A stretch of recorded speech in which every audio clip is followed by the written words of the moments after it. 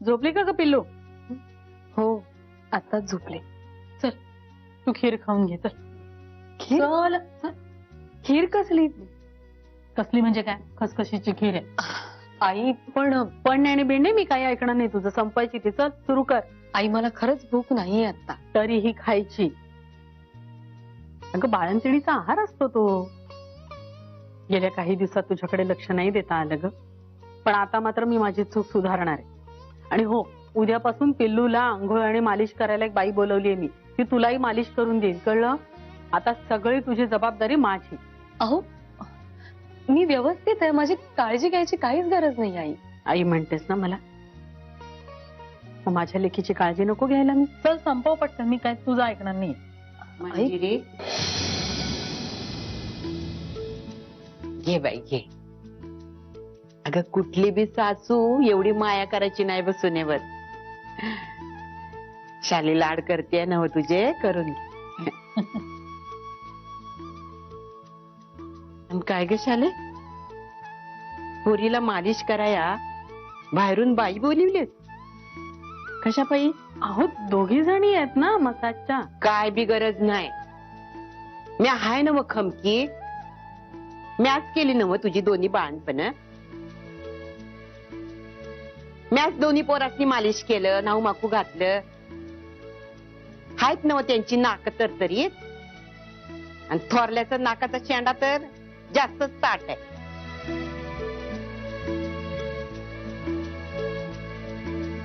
आणि मंजिरी, मी तुला विचारीन म्हणत होते, तर पिलूचं नाव कधी ठेवायचं ग? किती दिवस तिला पिलू पिलू म्हणत राहणार ग? आता तिचं बारसं करायला हवं का नाही?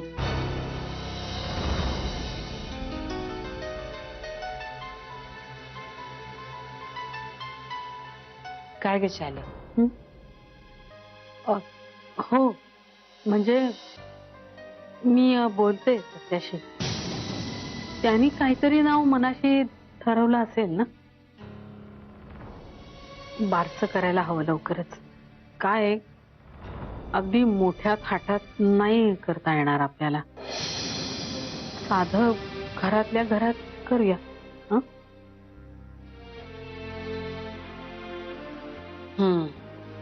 खरं आहे.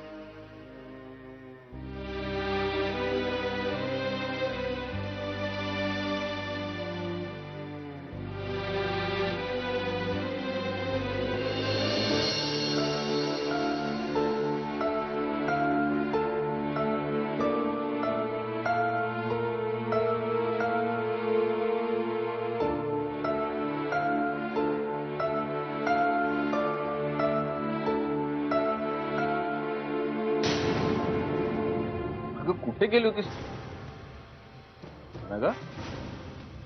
तू रडतेस? काय झालं? काही नाही. मग तू रडतेस का? रडत नाहीये. तू कुठे गेली होतीस? मी हे शॉपिंगला गेले होते. आणि अरे गाडी नव्हती नेली ना आज. रिक्षाने गेले होते. काहीतरी अरे खूप त्या डोळ्यात. तू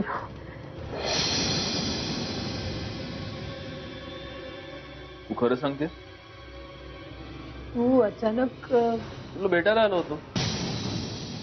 दरवाजाला कुलूप दिसलं. माघारी फिरत होतो तेवढ्यात तू आलीस. ओके मग तुला घाई असेल तर निघ तू. थकलं होतेस? नाही रे. तू म्हणालास ना आता निघायचंय सो. अगं तू नव्हतीस म्हणून मी निघत होतो. तर मालकीणबाई साक्षात समोरात म्हटल्यावर काय. चला चला उघडा. एक कप कॉफी तरी पाजाल की नाही? हो म्हणजे काय. अगं मग चल उघड लवकर.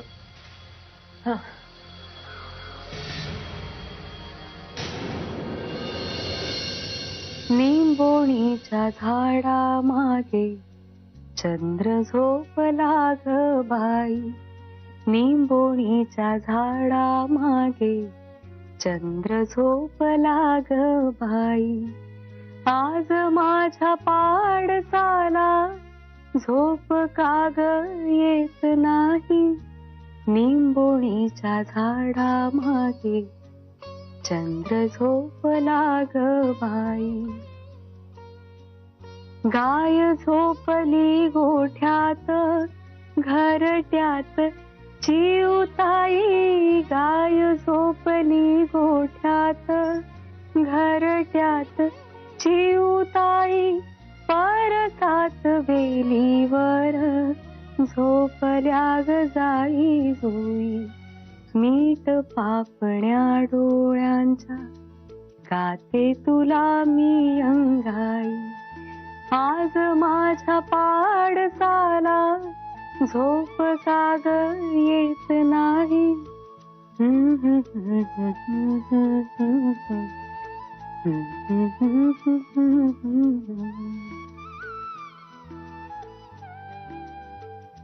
काय झालं बाळा, झोप नाही येते? बाबाची आठवण येते? येतील बाबा, पण मी एवढं प्रेमाने तुला झोपवतेय, तू माझं ऐकणार नाहीस. असं नको करूच का? कदाचित यानंतर मी तुझ्याजवळ नसेल नाही. मग तुला स्वतःलाच तुझी काळजी घ्यावी लागेल. तुझी, बाबांची घेशील ना?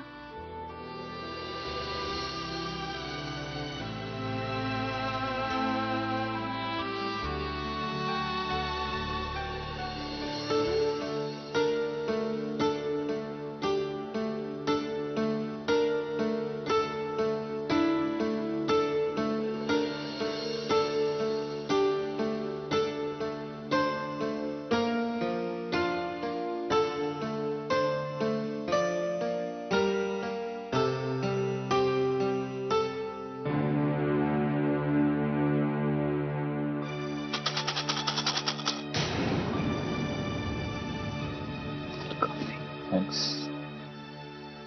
काय मग अजूनही तू या खेळण्यांनी खेळतेस का? तूच कोणाची तरी बॅग उचलून आणलीस की काय? हा, ऍक्च्युली काय धांदरटपणा आहे ना माझा. दुसऱ्याची बॅग उचलून आणली. नाही पण तू मुळात लहान मुलांच्या खेळण्याच्या दुकानात गेली का होती? नाही, कसं झालं, मी दुकानात गेले होते त्या, पण माझे केस आहेत ना, त्याला कुठलाही शॅम्पू चालत नाही. पर्टिक्युलर शॅम्पू लागतो, म्हणून मी बेबी शॅम्पूच यूज करते. ते आणायला गेले होते आणि बावळटासारखी कोणाची तरी बॅग उचलून आणली.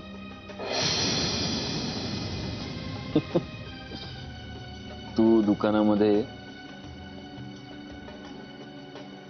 शॅम्पू आणायला गेलीस आणि चुकून खेळण्यांची पिशवी घेऊन आली बावळटासारखी.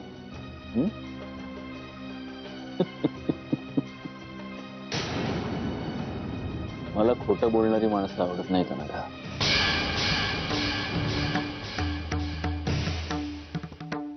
तू कशी लिलया खोटं बोलते. ही खेळणी, तुझ्या डोळ्यातलं पाणी, नेमका काय प्रकार आहे तो लक्षात येतोय माझ्या. आता तू स्वतःहून सांगितलंस तर बरं होईल.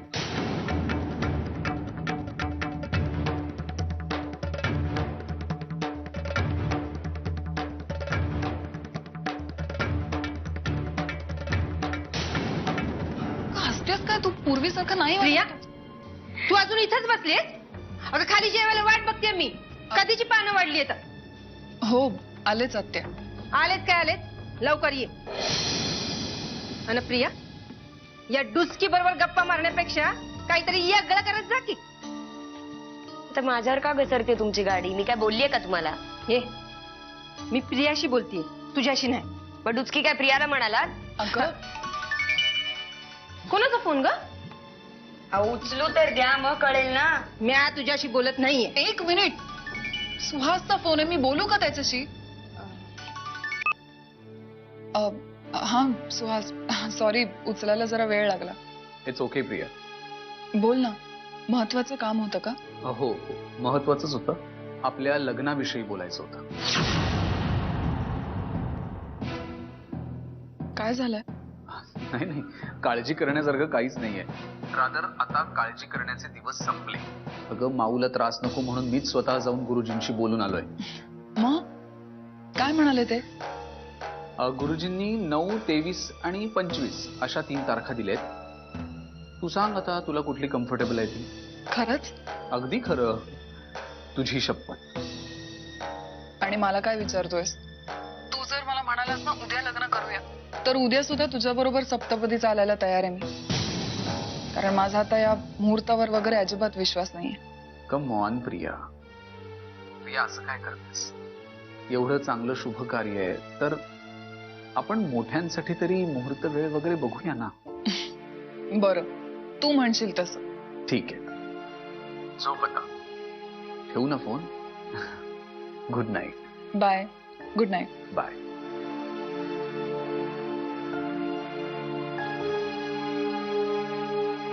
हे काय म्हणत होता सुहास? आत्या, त्यांनी आमच्या लग्नासाठी 3 तारखा काढल्या.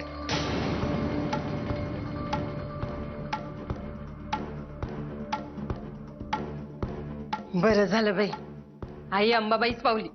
लई बेस्ट झालं. आता बघ, इथून पुढे समजा चांगलं होईल तुझं. मी आता जाते आणि देवी पुढे साखर ठेवते. हं? आणि लवकर जेवायला ये. आले.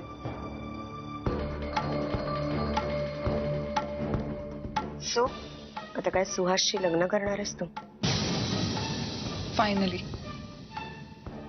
कारण आता दुसरा कुठला पर्यायच नाही माझ्याकडे. नेत्रा इथे राहिले ना तर तो दादा जीव खाईल माझा. सुखाने जगूही देणार नाही आणि मरूही देणार नाही. त्यापेक्षा सुहासशी लग्न करून पुण्यात किंवा मुंबईत सेटल होईल. कायमचा त्रास तरी मिटेल. मन भाबडं असतं प्रिया. आपण समजूत घालतो मनाची आणि मग त्याला असं वाटायला लागतं की आपण म्हणतोय तेच बरोबर आहे. तसंच होणार आहे. सगळं चांगलं होणार आहे. म्हणजे अगं वेडी का खुळी तू प्रिया? तो दादा होळकर म्हणजे काय तुला रोड साईड रोमिओ वाटला? तू पुण्याला आणि मुंबईला निघून गेल्यावर तुला विसरून जाणार आणि दुसऱ्या पोरीच्या मागे लागणारा? कुठेही गेलीस तरी शोधून काढेल तो तुला.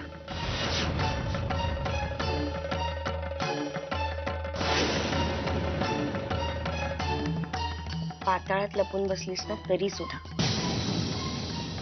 मग एकदा सापडल्यावर काय करेल सांगता येत नाही. त्यामुळे जस्ट बी केअरफुल. चला जेवायला जाऊया, नाहीतर चारू आत्या माझ्यावर खापर पोडतील तुला जेवायला उशीर झाल्याच. चल.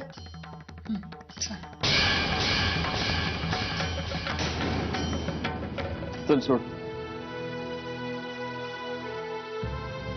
निघतो मी. सत्यजित,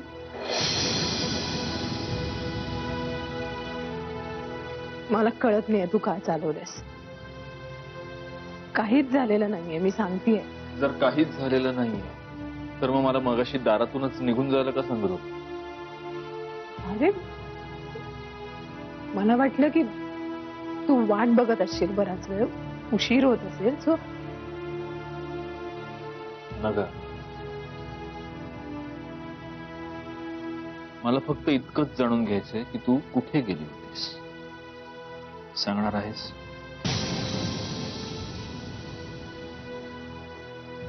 सत्यजित, मी तुला सांगितलं एकदा की मी शॉपिंगला गेले होते. तू विश्वास ठेवला पाहिजे सचिन. तुला कळत नाहीये का? तुझ्या या प्रश्नांची उत्तरं देताना मी कम्फर्टेबल नाहीये. ठीक आहे, ठेवला मी विश्वास. पण म्हणून तू कुठे गेली होतीस हे मला कळणार नाही असं समजू नकोस. मला कळेल.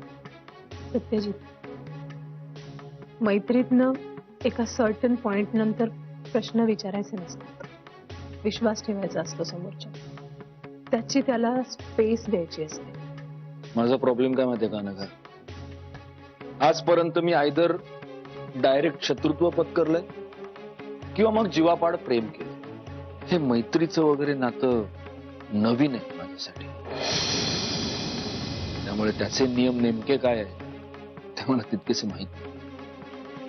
ठीक आहे, मी ठेवतो विश्वास, नाही विचारणार प्रश्न, देईन तुला तुझी स्पेस.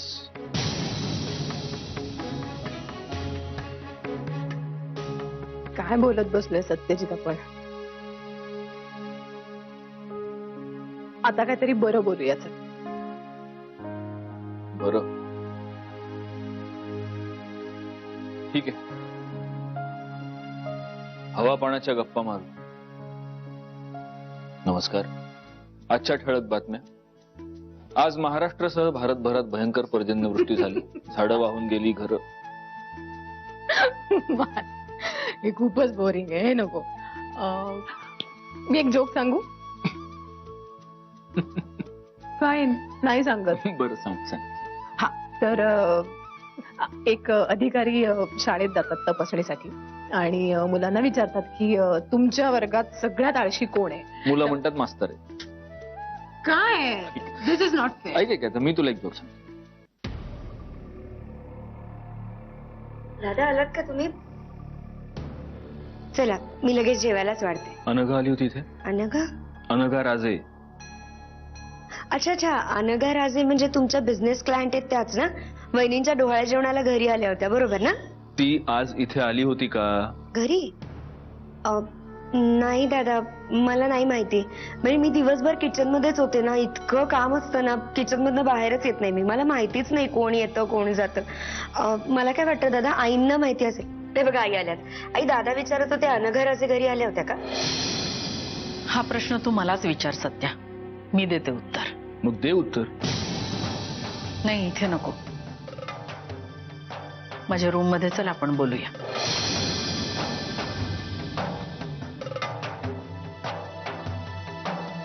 आज घरात पुन्हा तमाशा होणार असं दिसतंय. वा, चांगलं. हो, आली होती ती इथे, मीच तिला इथून निघून जायला सांगितलं. पण काय, तिची काय चूक? ती इथे आली होती हीच तिची चूक. पिल्लूसाठी खेळणी बिळणी घेऊन आली होती, मंजिरीला भेटायचं म्हणत होती, पण मी तिचं काहीही एक ऐकून घेतलं नाही. तिच्या मनात काय काळबेर होतं हे न समजणे इतकी मी मूर्ख नाहीये सत्या. काय काळबेर? कसलं काळबेर? तू काय बोलतेस, तुला कळतंय का? सत्या, तुला माहितीये, आजपर्यंत आपल्या दारातून कुणीही भिकारी निराश गेला नाहीये. मुधोळकरांची ती परंपरा नाहीये. तरी सुद्धा त्या बाईशी मी अशी वागले कारण तिची लायकीच तशी होती. तिची लायकी तू कशी ठरवतेस आई? तुला कोणी अधिकार दिला? म्हणजे आता तू माझेच अधिकार मला सांगतोय? ही परतफेड करतोयस माझ्या संस्कारांची? ज्या अनोळखी बाईकडे माझा मुलगा एक अख्खी रात्र काढतो, काही संबंध नसताना, तिच्याशी कुठलंही नातं नसताना, त्या बाईची लायकी कशी काढायची हे तू मला शिकवणार? आई, मुळात तू तिची कड घेऊन माझ्याशी भांडतोयस याचंच आश्चर्य वाटतंय मला. आई, मी तिची कड घेऊन भांडत नाहीये, पण तू खरं तेच बोलतीये. उगीच उठवून नाही तर रचवून सांगत नाहीये काही. ती मंजिरी तुझी बायको म्हणून हे सगळं सहन करत असेल, पण मला ते खपणार नाही सत्या. हे माझे संस्कार नाहीयेत. मी तुला असं वागायला शिकवलेलं नाहीये. ज्या बापाचा तू आयुष्यभर द्वेष करत आलास ना, त्याच्याच पावलावर पाऊल टाकतोयस तू, तसाच वागतोयस, एवढं लक्षात ठेव. ज्या माणसाने आपल्या छंदापायी आपल्या घरच्यांना लाथाडलं ना, त्याच इतिहासाची पुनरावृत्ती करतोयस. आई बास, तुझं हे आता नेहमीच होत चाललंय. त्या दिवशीच तुला सांगितलं होतं की अनघा फक्त माझी मैत्रीण आहे, मैत्रीण, बाकी आमच्यात कुठलाही संबंध नाही. आणि माझ्यावर हे असले घाणेरडे आरोप करायच्या आधी ज्या मुलीला सध्या डोक्यावर घेऊन नाचतेस ना, तिला जाऊन जाब विचार जा. ती या सगळ्याचं मूळ आहे. विषय तुझा चाललाय सत्या, तिचा नाही. तिला मध्ये आणू नको. माझी इच्छा सुद्धा नाहीये आणि मला नाव सुद्धा नाही घ्यायचंय तिचं. पण तुझा हा काय हेकेखोरपणा आहे आई? जेव्हा सगळं तुझ्या मनाप्रमाणे घडतं तेव्हा सत्या छान, सत्या चांगला.